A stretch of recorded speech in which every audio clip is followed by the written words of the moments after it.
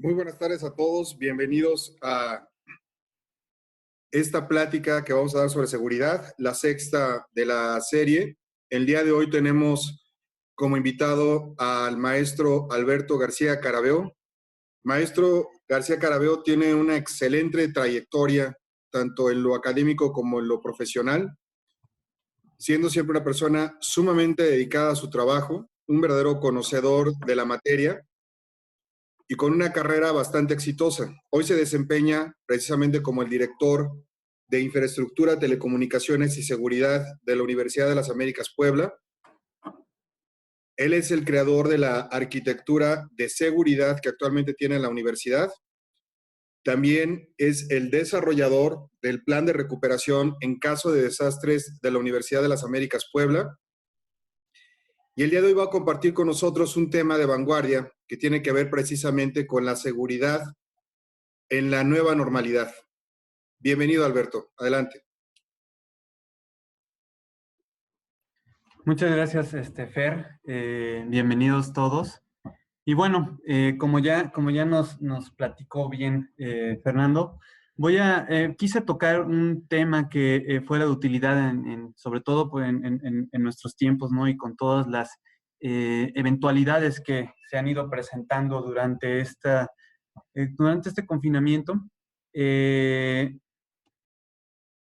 Primero que nada, quiero dejar en claro para quién pudiera ser esta plática. Pues esta plática puede ser para empleados, directivos, empresarios, padres de familia, estudiantes, prácticamente cualquier persona que utilice Internet dentro de sus quehaceres, cualesquiera que ellos sean, van a tener un tema relacionado con la seguridad informática. Entonces, prácticamente esta plática aplica o la puede aprovechar cualquier persona. Esa es la intención. Mi intención fue buscar algunos escenarios, algunos casos inclusive que me ha tocado vivir, que pudieran servirle a los demás. No vamos a utilizar no vamos a utilizar lenguaje técnico, vamos a hacerlo lo más claro para que pueda ser aprovechado por cualquier persona. Yo les doy la bienvenida. Yo soy Alberto García Carabeo, como ya me presentó Fernando. Trabajo en la Universidad de las Américas Puebla. Soy un feliz padre de familia. Tengo dos hijos. Fuera de la universidad e incluso dentro, soy una persona completamente normal, expuesta a cualquiera de los riesgos que pudiera estar expuesto cualquier persona que se conecte a Internet o que no se conecte a Internet, ¿no? Entonces, desde esa perspectiva, voy a abordar esta plática desde la perspectiva de cualquier persona que está en contacto con el Internet y que, bueno, ante estas situaciones de confinamiento, pues han tenido que utilizarlo e inclusive adaptarse, ¿no? a esta forma de vivir. Primero, antes que nada, quisiera dejar en claro cuál es el objetivo de la seguridad. La seguridad es proteger principalmente tres características de la información, que son la integridad, la disponibilidad y la confidencialidad. Entonces, bajo esa premisa, me gustaría compartirles este pensamiento, que la mayoría no sabe el por qué protege su información hasta que la ve perdida, cifrada, robada e inclusive usada en su contra, ¿no? Ya es muy común encontrar, desgraciadamente, ¿no? En los periódicos, en las notas que nos llegan por internet o por cualquier suscripción que tengamos hacia noticias, pues notas acerca de empresas que han perdido dinero, que han perdido información, gente que ha perdido dinero, que ha perdido información, que inclusive han explotado su información, han robado su información, fotos, información en general, ¿no? Y que la han usado inclusive en su... Entonces, ¿qué implica ahorita o qué cambios ha habido a partir de...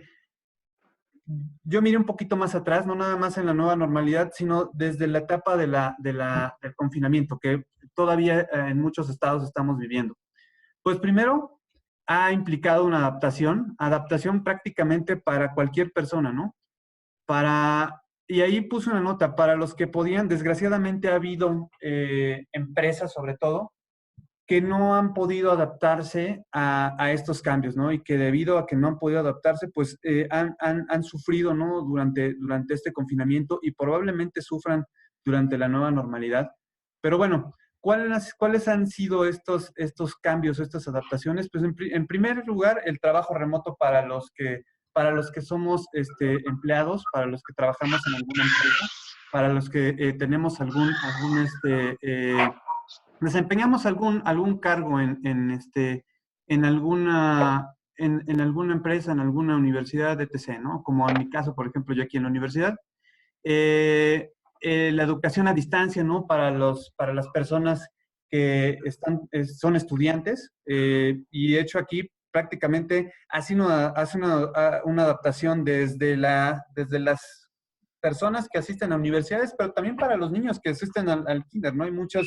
Hay muchas escuelas que han adaptado estos temas de educación a distancia y que, por ejemplo, en mi caso, pues mis hijos también han tenido que adaptarse a estas situaciones, ¿no? De trabajar desde su casa, no poder estar en contacto con sus compañeros y bueno, la educación a distancia ha sido uno de esos cambios, ¿no? Y el uso de aplicaciones principalmente móviles, aunque también están disponibles a través de los equipos de cómputo. ¿Para qué? Para el uso de bancos, para el uso obviamente de mensajería, para hacer compras de todo tipo. Ahorita ya eh, para mucha gente, incluido yo, ya está siendo normal inclusive el hacer las compras desde el teléfono celular, ¿no? Y que esas compras sean entregadas en la puerta de mi casa.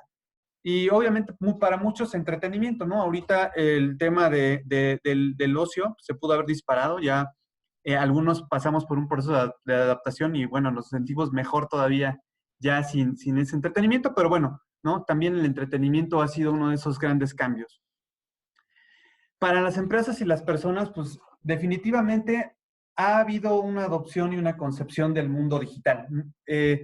Recordemos que, como más adelante les voy a platicar, pues ahorita estamos utilizando nuestras identidades digitales, ¿no? No podemos, debido a estas situaciones, ¿no? De confinamiento, pues no podemos utilizar nuestras identidades físicas, si pudiéramos llamarlo así, ¿no? Entonces, muchas empresas y sobre todo las personas han tenido que adaptarse y agregué también el término concepción porque muchos de nosotros, hay muchas personas que ni siquiera conocían qué existía, ¿no? Dentro de este mundo digital, ¿no? Y que pues lo tuvieron que conocer y posteriormente adaptarse. Para el caso de las empresas, por ejemplo, ha sido adopción y evolución de las tecnologías. Adopción si es que no las tienen, si es que no las tenían, y evolución si es que las tenían y necesitaban modificarlas para poder continuar con sus operaciones. Indudablemente ha habido un incremento de los dispositivos conectados a Internet, ¿no?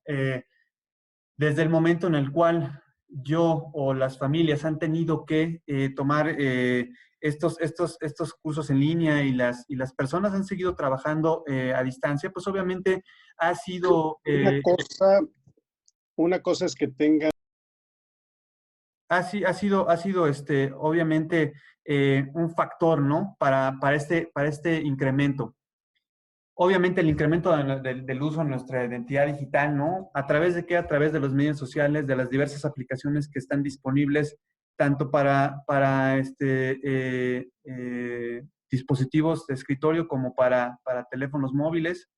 El uso de los medios de comunicación digamos, de manera electrónica y obviamente las videoconferencias. Sin embargo, aunque todos estos cambios ya existen, no sé, y esta es una pregunta que lanzo a la audiencia. ¿Hemos adaptado nuestra seguridad a estos cambios? Y tal vez muchos que no lo han hecho es porque no saben cómo hacerlo, ¿no? Entonces, este tipo de pláticas y obviamente mucha información que se encuentra disponible en Internet nos ayuda a tanto identificar que efectivamente necesitamos adaptar nuestra seguridad, así como saber el cómo hacerlo, ¿no? Y aquí la principal actividad que tenemos que incorporar prácticamente a nuestras vidas es identificar situaciones de riesgo. Exactamente igual o muy parecido a como lo hacemos para digamos, para nuestra identidad física, para nuestras actividades cotidianas. Ese mismo chip tenemos que entrenarlo ahora para identificar situaciones de riesgo en el contexto digital. Va a ser muy importante y de hecho yo creo que para los padres de familia que tengamos aquí conectados, compartiendo conmigo esta plática, va a ser mucho más fácil adaptarse. ¿Por qué? Porque ellos ya traen el chip de identificar las situaciones de riesgo relacionadas con su familia, con sus hijos, en su matrimonio, ¿no? Pues ahora vamos a tener que adaptar esa habilidad y desarrollarla o enfocarla a identificar situaciones de riesgo en el contexto digital, ¿no? Y aquí les voy a platicar de algunas, digamos, las más comunes que se han presentado durante el confinamiento y que se van a seguir presentando durante la nueva normalidad y que en lo personal me parece que son, digamos, en las que las personas en general caen seguido, ¿no? El primero, definitivamente, el correo electrónico no deseado.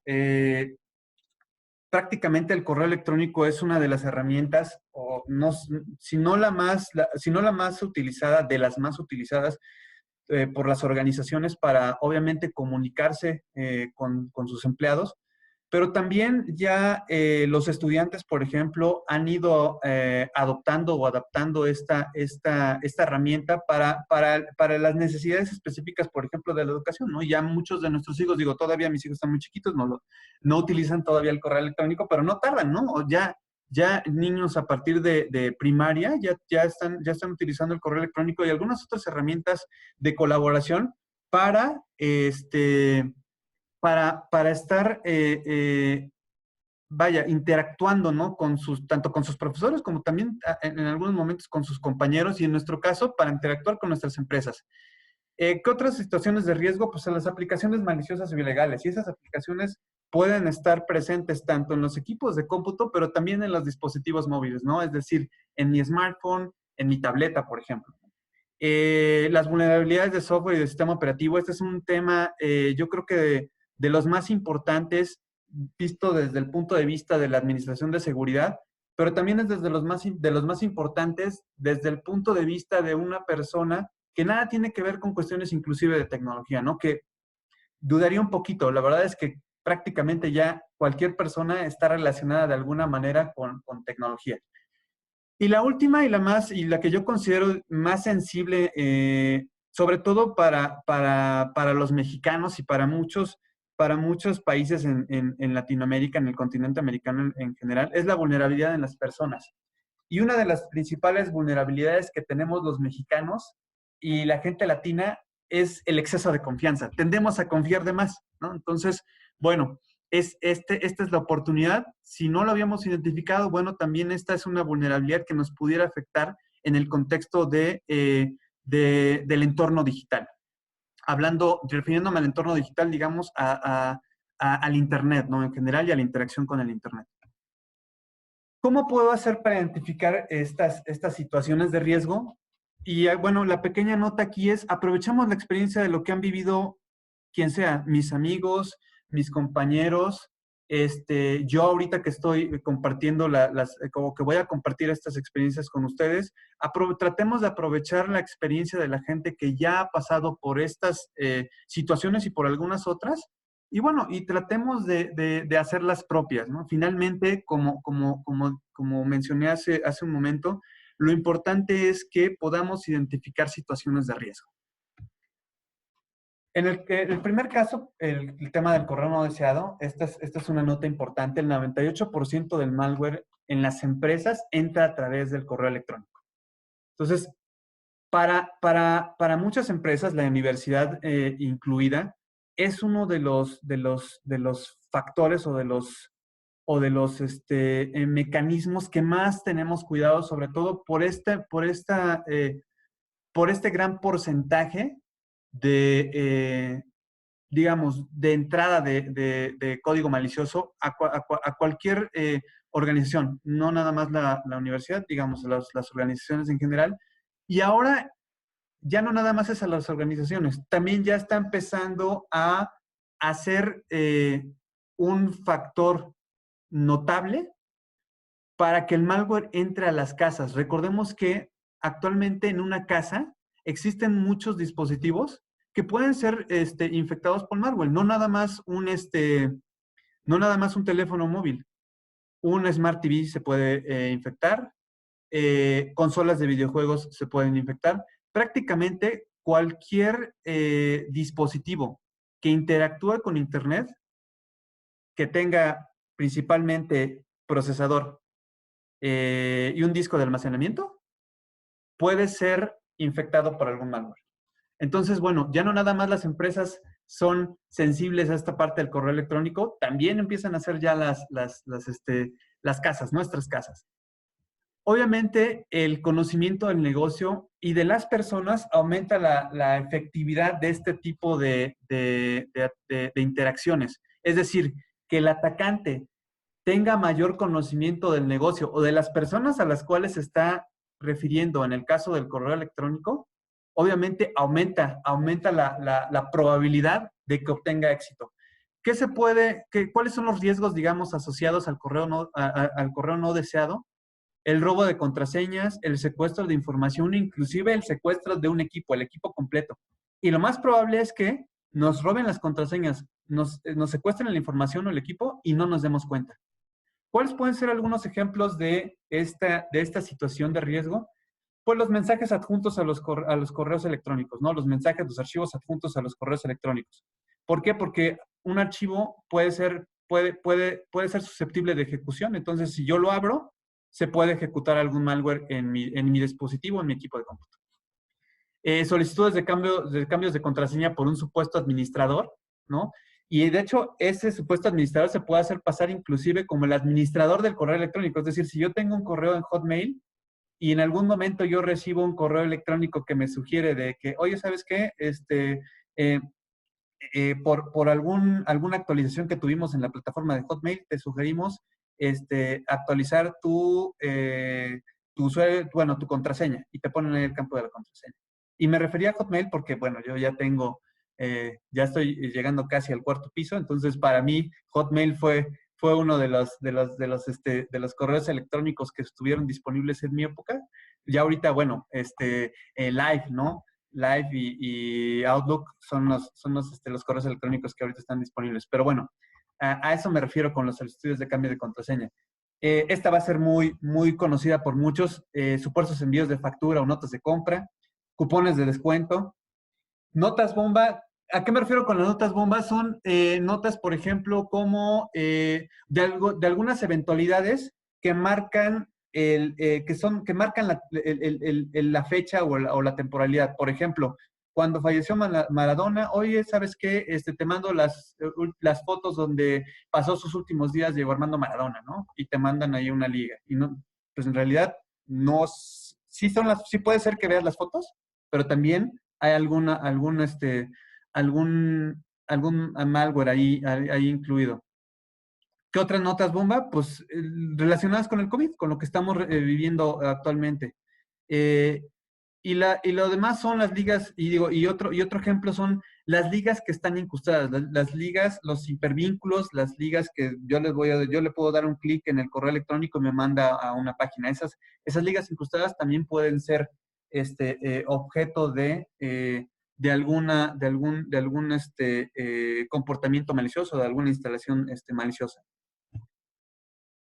Y de hecho aquí hay un tema muy, muy particular, el tema del phishing, y yo le llamo el arte del engaño porque tal cual, ¿no? Ya se hace arte con esta técnica. Y esta técnica se refiere principalmente al tema del clonado de los sitios, ¿no? El clonado de los sitios llega a tal grado que prácticamente para las personas que no se dedican a la parte de tecnología, el sitio es el mismo. No hay ninguna diferencia, por ejemplo, en un sitio clonado del banco, supongamos, Bancomer, ¿no? Si yo veo el sitio clonado, pues prácticamente es el sitio original de Bancomer, ¿no? Sin embargo, hay ciertos distintivos que nosotros podemos ocupar para darnos cuenta que ese sitio no es el original. La otra es ingeniería social. ¿Qué es ingeniería social? Es la técnica que se utiliza para convencer a alguien de entregarme lo que yo quiero, ¿no? Y aquí, por ejemplo, la gente que es muy buena con cuestiones lingüísticas, inclusive personas que se dedican a vender, tienen este tipo de habilidades para poder convencer, ya sea a través de una llamada telefónica o a través de un escrito, convencer a la persona que los está leyendo o que los está escuchando de hacer lo que uno quiere, ¿no? En este caso, entregar la información. Y, lo otro, y, el, y, la, y, la, y, la, y el otro, la otra característica relacionada con el phishing es la parte del ocultamiento. Y aquí les pongo un ejemplo, ¿no? En los dos, en los dos, en las dos cadenas de caracteres está escrito mi nombre, ¿no? Dice Alberto García Carabeo. Sin embargo, en la segunda, si se fijan en el apellido García, la I está cambiada por una L. Inclusive, si yo lo pusiera en mayúsculas, sería prácticamente imperceptible ese cambio. Es decir, el cambio de la I mayúscula por la L para muchas tipografías casi es lo mismo. Entonces, este tipo de ocultamientos, ya por ejemplo, en una referencia, en una liga, inclusive en la definición del correo electrónico de quién viene, ya es factor. Ya no es la misma persona la de arriba que la de abajo, si es que eso fuera, por ejemplo, algún seudónimo, ¿no? O algún nombre de inicio de sesión. Ya no es la misma persona Alberto García Carabeo que Alberto García L.A. Carabeo. Son personas o identidades totalmente distintas y que en este caso del phishing se usa mucho este tipo de técnica para ocultar, ¿no? Ese cambio en la identidad. Muy importante, ¿no? Les comentaba que ya los niños, por necesidades o por adaptaciones que las escuelas tuvieron que hacer durante este evento, ¿no? Del confinamiento y durante la nueva normalidad, es muy probable que todavía se siga utilizando la educación a distancia. Pues debemos tener cuidado con los niños. ¿Por qué? Porque ellos tienen vulnerabilidades o no son conscientes de vulnerabilidades que están presentes tanto en ellos como en nosotros, ¿no? Y mucho más en los niños, por ejemplo, la parte de la curiosidad, ¿no? Puede ser que esa curiosidad pueda ser explotada a través de ingeniería social, ¿no? Actualmente por el aislamiento están sedientos de amistad, es decir, muchos niños en la actualidad están buscando, pues, hacer lazos de amistad o establecer lazos de amistad utilizando las redes sociales, las que ya tienen acceso a ellas, ¿no? Y entonces, bueno, los vuelve, pues, un sujeto más o un objetivo más para un atacante.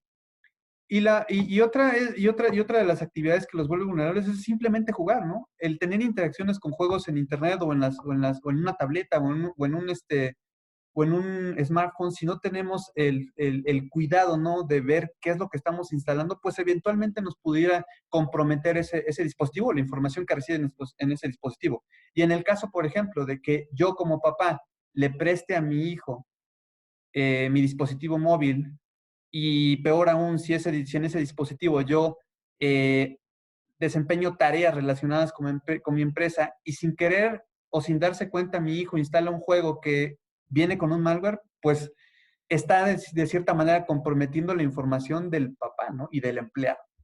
Y pues obviamente las redes sociales, ¿no? Las redes sociales, ya muchos niños tienen acceso a las redes sociales y bueno, las redes sociales hoy por hoy representan un riesgo inminente. No voy a tocar mucho ese tema ahorita, pero bueno, ¿por qué? Porque prácticamente los riesgos que existen en las redes sociales nos llevaría una plática entera y yo creo que varias sesiones para poder platicar de ello, ¿no?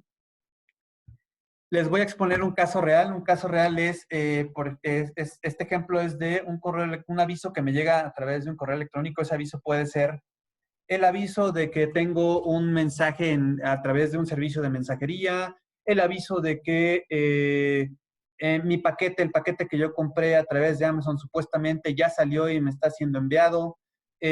Algún aviso, por ejemplo, de que yo compré o me suscribí a una supuesta membresía de Netflix, por ejemplo, o de Click en el caso de aquí del servicio de Cinépolis en México. Me llega un aviso, ¿no? Necesito darle clic a la liga de algún documento esa liga, me solicita una cuenta y una contraseña que me hacen creer que es la cuenta y contraseña de mi servicio de correo electrónico. Esa contraseña eventualmente me puede marcar un error de que yo me equivoqué al escribirla. Finalmente me redirecciona hacia el sitio original, hacia el sitio que sí es el de mi correo electrónico, valido mis credenciales y por fin puedo entrar a ver ese documento, ¿no? Entonces, aquí hay, digamos, un paso que es digamos, el mejor pensado, el mejor construido desde el punto de vista del atacante, que es la solución, la parte del error, el error cuando yo meto mis credenciales y me equivoqué, y la redirección hacia la página original, porque cuando me redirigen hacia la página original, entonces yo meto mis contraseñas y pues obviamente van a ser exitosas porque es el sitio original y ahí ya me engañaron. Si no me doy cuenta, si no tengo la suficiente habilidad para darme cuenta, o si no estoy lo suficientemente consciente para darme cuenta de ese cambio, pues lo voy a, no me voy a dar cuenta que le entregué mis credenciales a alguien más. Este es el ejemplo, ¿no? Del correo que me dice que tengo un documento en un buzón. Yo le doy clic, me manda a este sitio, ¿no? De que me está pidiendo mis credenciales supuestamente de Office 365. Si se fijan, en la barra de navegación, en esta parte, no tiene nada que ver ni con Microsoft y mucho menos con la Outlook. Entonces, ¿quién sabe hacia dónde me están redirigiendo que yo le voy a dar mis credenciales? Lo meto 2 veces y me dice que me estoy equivocando y después del segundo intento que me equivoqué, lo que va a pasar es que me redirigen hacia el sitio bueno, ¿no? Si se fijan aquí ya, el dominio dice Microsoft Online, o sea, es decir, es un dominio ya de Microsoft y yo cuando meto mis credenciales aquí, voilà, me deja entrar. Entonces, a final de cuentas, es muy probable que yo no note que lo que me hicieron fue robarme mis contraseñas en la página anterior, en la que no tenía nada que ver ni con mi empresa, ni con los servicios de Microsoft, por ejemplo. Pudo haber sido Google, o pudo haber sido cualquier plataforma que tenga correo electrónico. Y yo ya entregué mis credenciales y como pude entrar en el paso siguiente, pues ya en mi cuenta me di que me las robaron. Yo felizmente pude entrar y le echo la culpa a que escribí muy rápido y que me equivoqué, ¿no? Otra de las situaciones de riesgo son las aplicaciones maliciosas o ilegales. Y esta premisa es, digamos, la más valiosa. Lo gratis no existe en Internet, siempre existe un pago. Y mucho se ha hablado del tema de que cuando algo es gratuito, lo más probable es que el producto seas tú, tu información, ¿no? El interactuar con esa aplicación, esa información con la que estás interactuando en esa aplicación, pues es el pago para utilizarla. Y estas aplicaciones maliciosas o ilegales aplican al contexto de equipos de escritorio, portátiles y móviles. Obviamente las copias o aplicaciones ilegales son situaciones o objetos de riesgo. ¿Por qué? Porque prácticamente todas, o la mayoría, contienen software espía, que se le denomina spyware, o malware, ¿no? En el mejor de los casos va a ser un software espía que lo que va a estar haciendo es estar de chismoso ahí viendo que, por ejemplo, en mi caso me gustan los libros de, no sé, de seguridad. Y entonces esa información ellos se la venden a empresas que estén interesadas en Internet de ofrecer productos relacionados con los gustos de la gente. Y entonces, de repente, las aplicaciones van a empezar a salir publicidad sí, publicidad relacionada con libros de seguridad, ¿no? Pero todo eso fue, ¿por qué? Porque tenía un software espía que me está ahí espiando, obviamente, ¿no? Y ese es en el mejor de los casos. En el peor de los casos, lo que va a espiar ese software espía son mis contactos, mis mensajes, mis fotografías. Y si es un malware, pueden llegar hasta tomar control del equipo. ¿Y cómo puede ser controlado? ¿Qué capacidades hay? Keylogger, es decir, todo lo que yo escriba, este software espía o este malware lo va a estar enviando a lo que nosotros le conocemos como el comando y control, ¿no? A quien esté controlando ese software. Va a poder tener visualización remota, tanto de mi teléfono como de mi equipo de cómputo, si es que es ahí, y no me voy a dar cuenta. va a tener acceso a mis archivos, va a tener acceso a mis fotos, a mis mensajes y obviamente a los archivos que yo tenga en el equipo de cómputo. Puede tener control remoto del equipo sin que yo me dé cuenta. Y la otra es que va a poder actualizar ese malware o ese spyware a su conveniencia. Es decir, si ellos desarrollan alguna funcionalidad extra, lo van a poder actualizar. ¿Cuáles son los síntomas a través de los cuales yo me puedo dar cuenta de que caí en una de estas aplicaciones? Pues de entrada, si te llegan mensajes vía SMS para inscribirte a publicaciones, para contratar servicios en línea que tú ni siquiera pediste, información sobre productos, principalmente vía SMS, ¿no? Pero ahora ya pueden ser disponibles a través de WhatsApp, porque pues obviamente tienen nuestro número telefónico y ese es un dato que se puede extraer a través de estas aplicaciones, el número telefónico del equipo. O inclusive confirmación de contrataciones, solicitudes que supuestamente hicimos, pues aguas, ¿no? Es muy probable que haya alguna aplicación por ahí que sea algún malware o que no sea original, ¿no? Si empezamos a ver publicidad incrustada en los sitios web privados que estamos utilizando, por ejemplo, que yo entre a la página de la universidad y de repente en mi computadora veo una publicidad relacionada con libros, pues algo está mal, ¿no? Hay algún malware ahí que lo que está haciendo es incrustarme publicidad.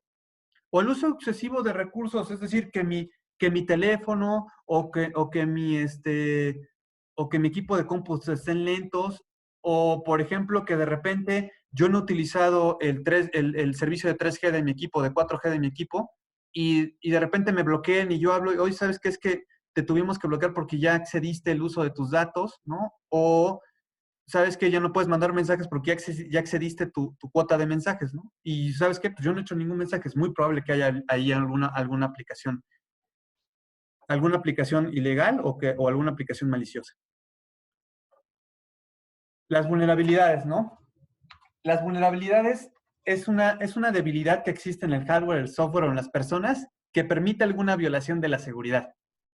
Y prácticamente todas las aplicaciones que existen en el mercado tienen vulnerabilidades. Por eso es que los dueños, las fábricas que son dueñas de estas aplicaciones, pues constantemente liberan actualizaciones para ir cubriendo estas debilidades.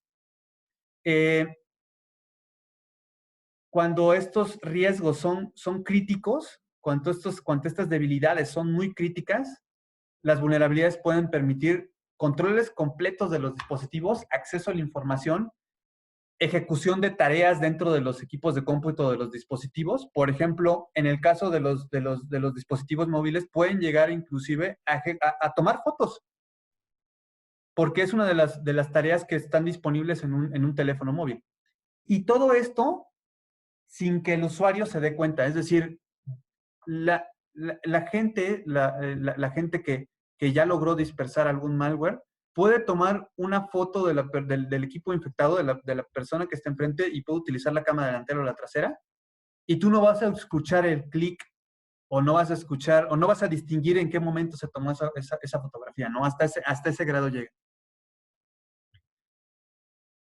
Esto ya es, digamos, de la vida real, ¿no? ¿Cómo es una cadena de explotación? Pues la cadena es primero identificar las vulnerabilidades que tiene algún cliente, el que sea, ¿no? La gente que se dedica a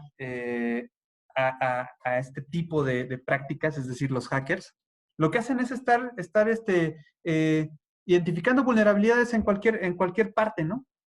Una vez que identifican vulnerabilidades, tienen que identificar cómo las van a explotar. Y una vez que identifican cómo explotarlas, las N, las 10, las 15, la una que tenga, con una que tengas que sea explotable, pueden proceder a hacer ya inyecciones, ejecuciones en los equipos e inclusive acceder a información. Posteriormente lo que buscan es infectar a ese cliente y después utilizar a ese cliente para empezar a identificar, ejecutar exactamente las mismas tareas que las 3 primeras tareas de identificar de vulnerabilidades, exploits e inyectar, pero ahora en su contexto local. Es decir, si yo soy el hacker y ya me hice de un equipo de una persona en su casa, entonces voy a empezar a hacer escaneos dentro de su casa. Y una vez que yo logre hacer eso, voy a empezar a propagar. Voy a propagar ese código malicioso que yo ya infecté de inicio en el dispositivo, en el cliente cero, ¿no? Que así le denominamos en seguridad. Y de ahí voy a empezarme a propagar, voy a tratar de infectar a todos los dispositivos que quiera. Posteriormente, a ese cliente cero en donde infecté primero, ahora voy a intentar controlarlo completamente y después lo que voy a hacer es asegurarme el control. Es decir, ya identifiqué que pude controlarlo. Bueno, ahora, ¿cómo le voy a hacer para asegurar que siempre tenga el control de ese dispositivo? No sé si muchos de ustedes estuvieron familiarizados con el tema de WannaCry. Aquí les voy a poner un video. Este video es acerca de...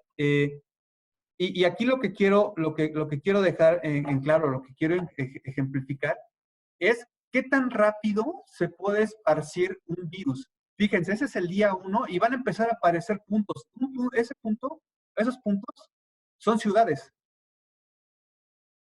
Vean la velocidad en la cual se puede esparcir un archivo malicioso, una aplicación maliciosa, un malware, ¿no? Increíble.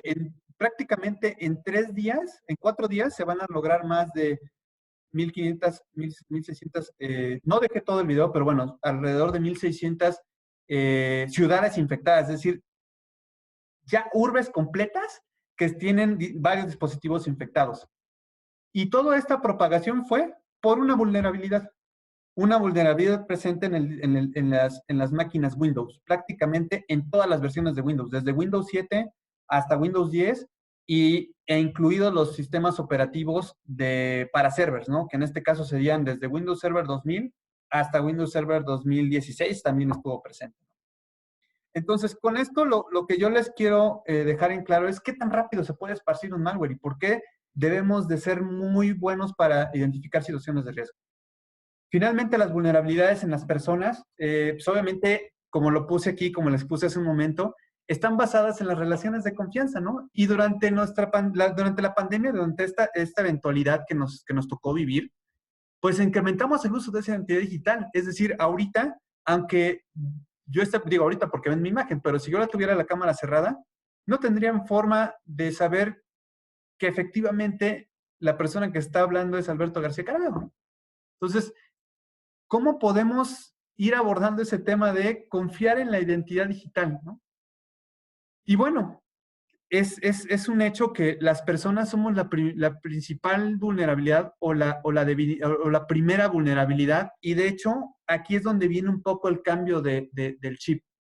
Debemos cambiar esa mentalidad ese mote que existe actualmente, de que las personas somos la primera debilidad, a ser la primera capa de protección. ¿Y cómo lo podemos hacer? A través de la cultura de seguridad, ¿no? Y esa cultura de seguridad, ¿a qué nos va a ayudar? A ir incrementando nuestra habilidad para identificar situaciones de riesgo, ¿no? Y algunos de esos ejercicios es como el que estamos haciendo ahorita, ¿no? El que me están escuchando con esta plática, ¿no? ¿Cuáles pueden ser estas situaciones les voy a dar un par de casos acerca de estas vulnerabilidades de las personas? El primero se le llama swim swapping. Y este tipo de ataque, si es considerado un ataque, es a través de las personas, ¿no? El primer paso de este ataque es la recolección de la información. Y eso se hace a través de llamadas a las personas de las cuales me quiero hacer. El SIM swapping es muy rápido. Es el que yo pueda hacerme del número telefónico del móvil de otra persona, ¿no? A través del SIM, de la tarjeta SIM del teléfono. Entonces, lo primero que tengo que hacer es recolectar información a través de llamadas al objetivo. A través de ingeniería social, yo puedo hacerme de información haciéndoles llamadas de, por ejemplo, promocionarles algún producto, diciéndoles que se ganaron en una rifa, un viaje, etc., ¿no? Lo que, por ejemplo, ahorita está ocurriendo comúnmente con las llamadas de Visa. Hay gente supuestamente llamando de Visa que te dicen que te ganaste un viaje, ¿no? Y ahí te empiezan a hacer la plática y lo que están haciendo es recolectando información tuya. Te van a empezar a preguntar datos acerca de ti y de tu móvil, inclusive tu dirección, por ejemplo. Y la otra es recolectando información impresa. Por ejemplo, recibos de servicios móviles, estados de cuenta, ¿no? Los recibos de Telcel, ¿no? O los estados de cuenta del banco. Posteriormente pasan la ejecución y lo que hacen es, con toda la información que ya recabaron tuya, lo que hacen es llamar al proveedor de servicios y hacerse pasar por ti para solicitar un cambio de la SIM, ¿no? Diciendo que, por ejemplo, la extravié, ¿no? Hablo y me hago pasar por Alberto García, supongan que no soy yo. Y entonces hablo y les digo, oye, ¿sabes qué? Yo soy Alberto García y quiero cambiar mi SIM porque la perdí. Y me van a pedir datos que yo previamente ya recolecté. Entonces, la gente de las compañías telefónicas van a creer en eso porque les estoy dando datos verídicos que están verificando y eventualmente me van a cambiar la SIM. Y la siguiente es, la otra forma es que existe ahorita ya disponible para los usuarios el tema de la portabilidad. Entonces, lo que yo puedo hacer es engañar a las personas, hacer el tema solicitar el tema de la portabilidad.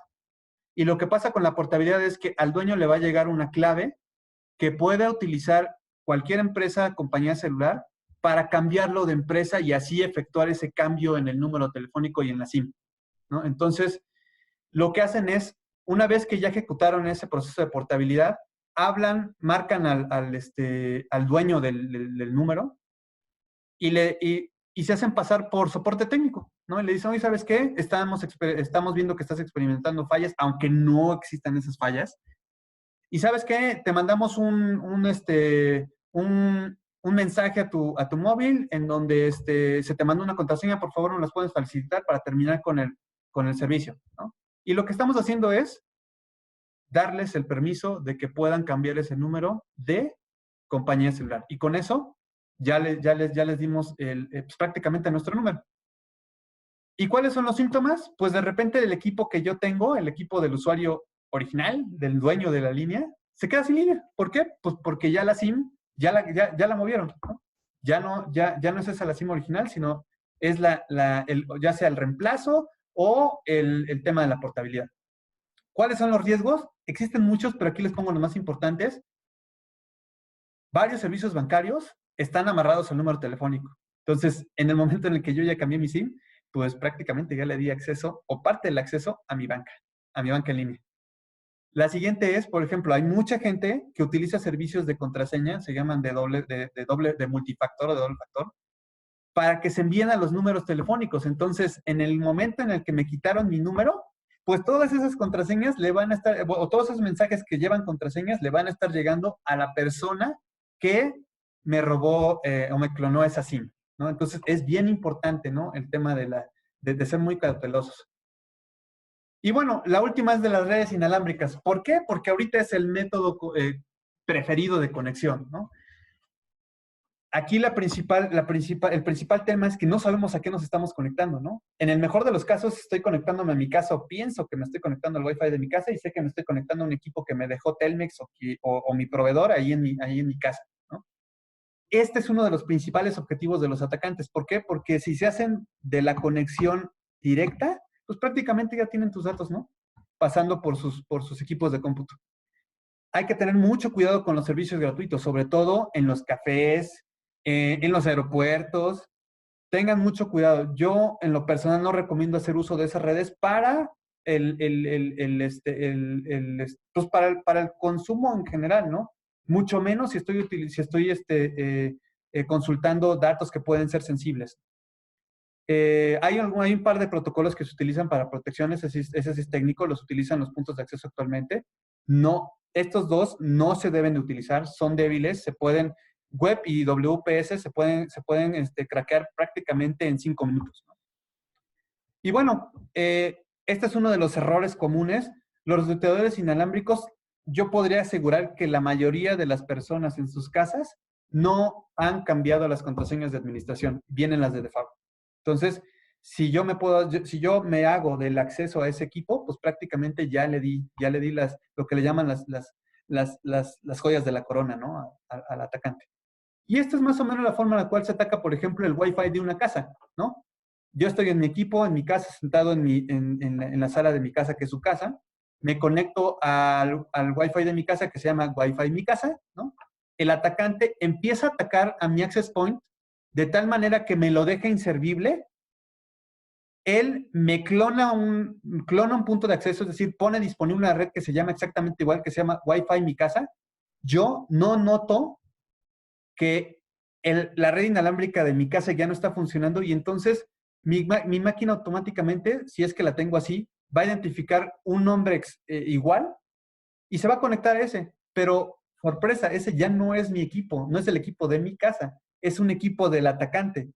Por lo tanto, el atacante lo único que va a hacer es redirigir todo ese tráfico, todo lo que yo consulte ahí, lo va a poder ver él en tiempo real. Entonces, ahí le voy a compartir pues, prácticamente todo.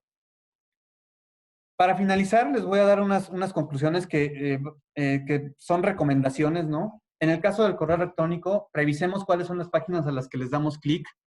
Si me solicitan usuarios y contraseñas, verificamos al menos cuál es el sitio, ¿no? En la barra del navegador, verifico que el sitio esté relacionado o con el dominio de mi empresa, con el nombre de mi empresa, o con mi proveedor de servicios, ¿no? Ya sea, llámese Google, llámese Microsoft. Identifiquemos situaciones sin sentido con personas desconocidas que involucran cosas no solicitadas. Esta es la más común. Si alguien me manda un mensaje de algo que no tiene sentido, de una persona obviamente que no conozco, y de cosas que ni siquiera pedí, cerremos o tratemos de confirmar vía otro medio, ¿no? Por ejemplo, por teléfono. Usar un antivirus, ese es de cajón. El antivirus no lo va a poder parar todo, pero nos va a ayudar, ¿no? Poco o mucho nos va a ayudar.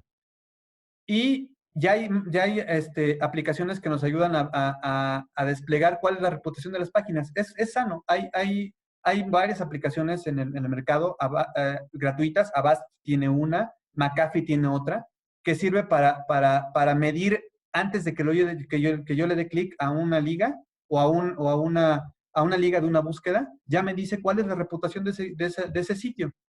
Me pone una palomita verde si es que la reputación es buena y un tache en rojo si es que la reputación es mala, ¿no? Y pues obviamente, si el tache está en rojo, ¿para qué entramos a esos sitios? En el caso de las aplicaciones, usemos software con licencia. Open source puede ser una solución, es decir, la licencia gratuita puede ser una solución. Es decir, si no puedo comprarme una licencia de Office, pues utilizo OpenOffice, ¿no? Revisemos cuál es la información del desarrollador en el caso de las aplicaciones de los dispositivos móviles. La mayoría o todas las aplicaciones en la tienda tienen disponible o deberían tener disponible quién es el desarrollador y algunos incluyen una liga. Démonos el tiempo de revisar al menos que exista esa persona que desarrolló, esa empresa que desarrolló la aplicación. Y la otra es, tengamos mucho cuidado con los permisos que solicitan principalmente los móviles, las aplicaciones cuando las instalamos. Si yo voy a instalar una aplicación que es un juego y me pide acceso a mis mensajes, ¿para qué? ¿No? Obviamente le quito, le deniego o mejor no instalo ese juego. ¿Para qué un juego va a querer tener acceso a mis mensajes o a mis fotos, por ejemplo? La verdad es que mucha gente no se fija de esos permisos y bueno, esa es una de las principales debilidades, ¿no? La siguiente, pues, en el caso de las vulnerabilidades, obviamente sistemas operativos licenciados, antivirus y aplicaciones licenciadas, aunque sean open source, hay una licencia abierta, digamos, que licencia esos productos. Aplicar actualizaciones regularmente, ya sea aplicar mis actualizaciones desde las tiendas, ya sea desde el App Store o desde Google Play en el caso de Android. Y obviamente en el caso de Windows, pues Windows Update, ¿no? Y irlas aplicando al menos una vez al mes. Yo creo que una vez al mes es más que suficiente. No, obviamente no ser tan confiados. Estas otras, si el intento de explotación o si el intento de vulnerarnos es a través de una llamada, pues hay que pensar muy bien antes de contestar. Hay que estar bien conectados a lo que estamos, sobre todo a lo que estamos contestando. Y mantenernos bien informados, por ejemplo, a través de este tipo de webinars, ¿no? Bueno, les doy las gracias por su atención. Ahí están mis datos por si quisieran mandarme algún correo, algún mensaje. Y bueno, estoy disponible para las preguntas. Muchas gracias, Beto. Estuvo muy interesante la presentación. De hecho, sí tenemos algunas preguntas. Venga de ahí. Dice, ¿qué recomiendas en una organización para poder conciliar la ciberseguridad y la protección de la información de sus clientes, usuarios y trabajadores con el fomento de uso de apps, redes sociales y marketing digital? Bueno, yo abordaría esta pregunta por por dos vertientes. Primero, en el caso de las empresas, de la gente de los directivos de las empresas, ser muy claros en qué sí se puede y qué no se puede hacer dentro de una empresa, ¿no? Ser muy claros de que, ok, si voy a permitir el WhatsApp y lo voy a permitir, por ejemplo, en ciertos lugares, ser muy claro, y a ciertas horas, ser muy claro y ser muy específico. Y de igual manera, lo que no está permitido, ser muy claro y muy específico en qué no está permitido. Creo que ahí hay una gran oportunidad y que inclusive esto es más de proceso. Hay una gran oportunidad para las empresas de dejarle en claro bien a sus empleados cuáles son las reglas del juego, en este caso del mundo digital, ¿no? Y la segunda es también reforzar, ayudar al tema de crear conciencia de seguridad. Es decir, yo como empresario, yo como directivo, puedo ayudar a que a través de pláticas como esta que tuvimos o a través de cursos, pueda ayudar a mis empleados a que aumenten su habilidad para detectar estas situaciones de riesgo que les platiqué, ¿no? Entonces yo creo que por esos dos vertientes yo lo haría. Muchas gracias. Aquí tenemos otra que está bastante interesante. Dice, si está sujeto a cumplir con la Ley de Protección de Datos Generales, que Personales. algunos han recurrido al almacenamiento de datos de terceros en las nubes. En este caso, ¿qué medidas son aplicables?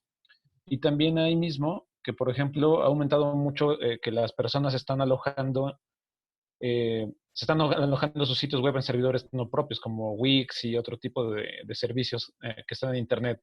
¿Qué Ya. medidas se aplican en ese caso para las diferentes ciberamenazas?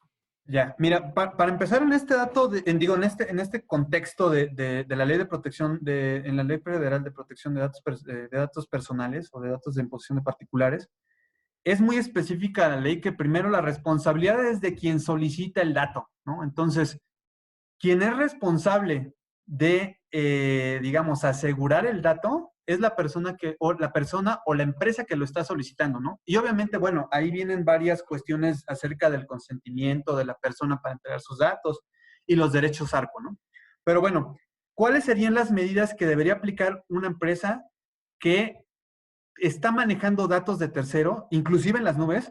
Aquí hay un dato interesante.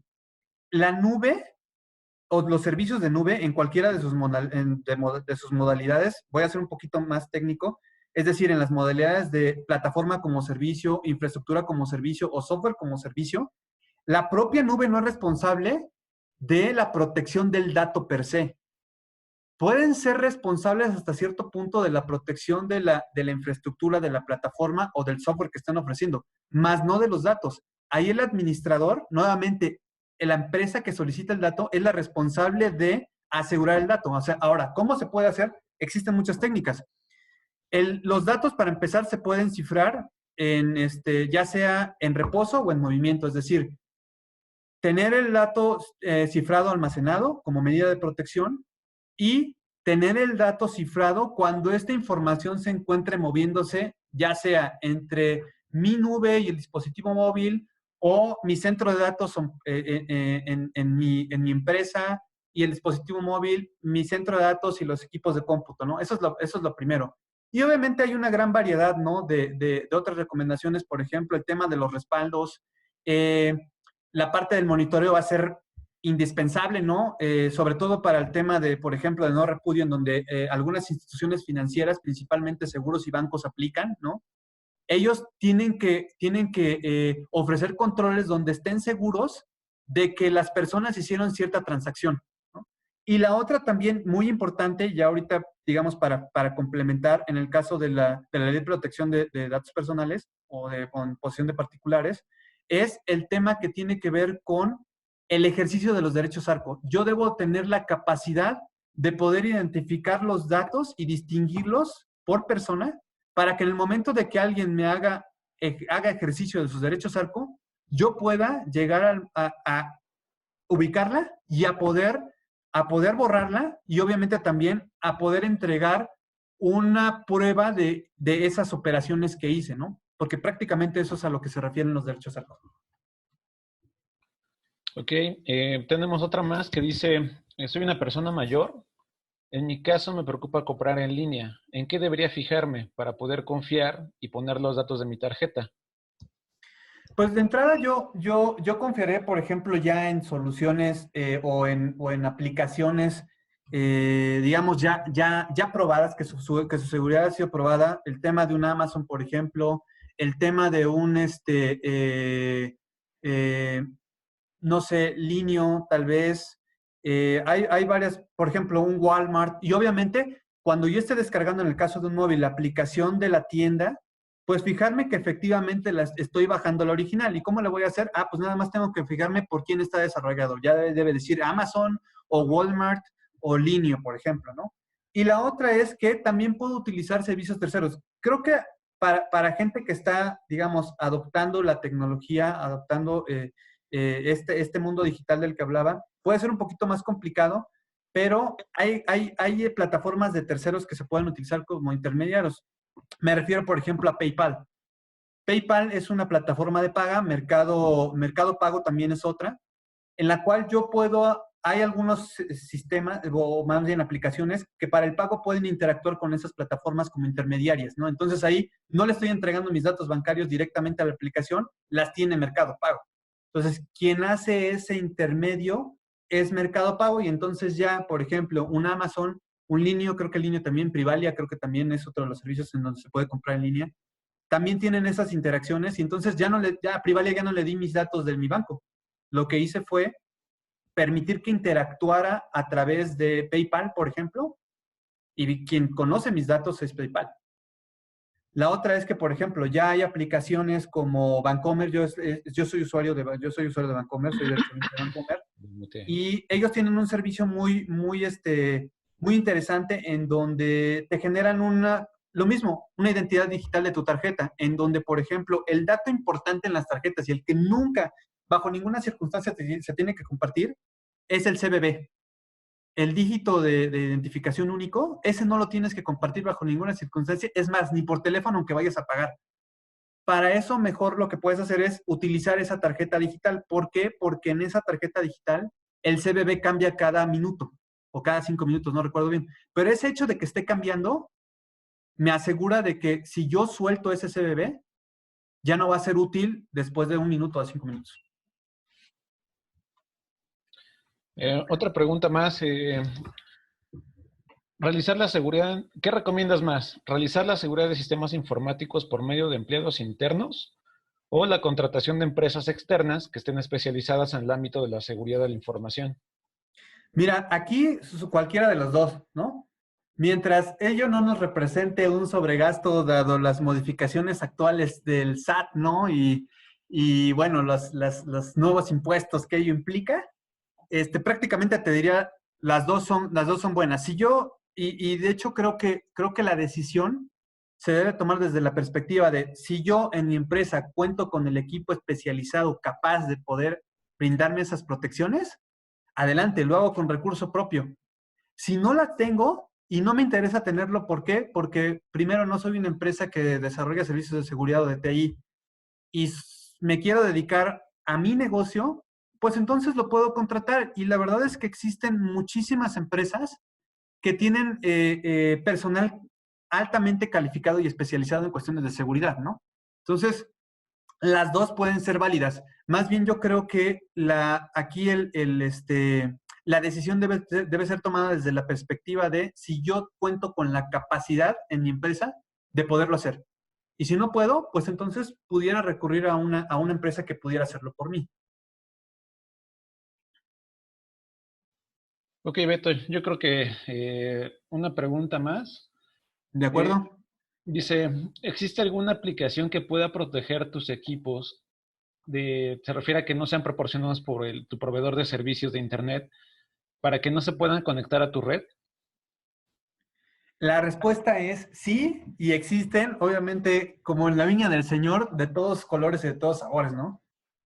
Puede existir con que yo compre un router, digamos, básico, que ya sea distinto al de mi proveedor de servicios, desde ahí. ¿Por qué? Desde ahí voy a ganar. ¿Por qué? Porque lo voy a tener que configurar. Eventualmente le voy a tener que poner una contraseña. Eventualmente le voy a poner una contraseña para que se conecten a mi red, ¿no? Pero bueno, ese pudiera ser, digamos, el paso inicial. Lo que yo hago, por ejemplo, pero yo en particular, vivo en el ámbito de la seguridad, yo tengo un firewall en mi casa, ¿no? Instalé un firewall en mi casa y entonces yo tengo digamos, una barrera, una protección extra, ¿no? Pero bueno, volviendo, digamos, a cómo iniciar, yo iniciaría por comprarme un pequeño ruteador inalámbrico, si es que quieren, o si es que con el inalámbrico es la preferencia, y buscaría que tuviera, aunque sea protecciones básicas de seguridad, repito, aunque la protección sea básica y no sea infalible, en algo nos puede ayudar. Y la segunda es que, por ejemplo, en el caso de los dispositivos móviles, ya existen aplicaciones, inclusive gratuitas, que me ayudan a hacer la revisión de los permisos que he concedido a mis aplicaciones. Sería bueno echarle una revisada, sobre todo porque nos podemos dar cuenta, ¿no? O nos podemos llevar la sorpresa de que a un juego le di el permiso de que pudiera ver mis fotos y pudiera ver lo que les comentaba, ¿no? Pudiera ver mis contactos, ¿no? ¿Para qué? Entonces, yo haría eso. Yo haría eso. Iniciaría por el tema de comprar un router inalámbrico. Ese router inalámbrico lo conecto directamente al que me dio mi proveedor de servicios. Y bueno, obviamente le voy a poner el nombre de la red, lo voy a poner distinto al de mi proveedor de servicios para que los pueda distinguir. Y entonces administrar, digamos, todas mis conexiones y mi seguridad desde ese equipo. Y obviamente ese router inalámbrico hay de muchas, ¿no? Hay desde los básicos que solamente tienen la parte de la configuración y que te puedas conectar, que desde ahí les digo, de entrada es ganancia. ¿Por qué? Porque yo ya le estoy poniendo una protección a mi equipo con una contraseña, y también a la red inalámbrica de mi casa también ya le estoy poniendo una contraseña yo, ¿no? A la hora de configurar. Y puede haber hasta un equipo muy complejo que ya inclusive incluya funciones de seguridad más avanzadas, ¿no? Por ejemplo, un firewall, por ejemplo, un IPS o un IDS. Los hay, ¿no? Linksys, por ejemplo, tiene, Bellink tiene modelos que pueden ser. Yo en Uni sería así. Pues muchísimas gracias, Beto, por compartirnos tus conocimientos y compartirnos tu experiencia. Les agradecemos a todos nuestros asistentes y les pedimos que sus preguntas que no fueron respondidas en este momento, por favor se las hagan llegar a Alberto, a su correo electrónico para que les pueda dar seguimiento.